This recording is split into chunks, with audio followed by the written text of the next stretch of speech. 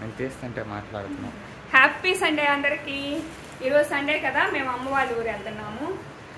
రెగ్యులర్గా అక్క నేను ఇద్దరం వెళ్తున్నాము. ఆయన రావట్లేదు. రెగ్యులర్గా అక్క అయితే వెళ్తుంటుంది, నన్ను కూడా రమ్మంటుంది. నేను ఆయన శివాన్ని వదిలిపెట్టాను, వెళ్ళను. ఈరోజు రావాల్సిందే అని గొడవ చేసింది. సో నేను కూడా వెళ్తున్నా. ఊరు దగ్గర నా మేనల్లుడు వెయిటింగ్ అనమాట. ఇవాళ స్పెషల్ ఏమై ఉండొచ్చు ఊళ్ళో? నాటుకోడి తలకాయ మాంసం. ఊళ్ళో చేపలు కూడా పడుతున్నారంట. సో అన్నీ శుభ్రంగా తినేసి వస్తాము. అది కూడా మీకు వీడియో పెడతాను. నేను శివతండ్రి దగ్గరికి వెళ్ళి అభిషేకం చేసుకొని అక్క దగ్గరికి వచ్చా. ఇవి అవే స్వామివారి కొట్లు. సో బయలుదేరుతున్నాం మేము. మీ ఇంట్లో సండే కదా, ఏంటి స్పెషల్ చెప్పండి, ఇన్బాక్స్లో చెప్పండి.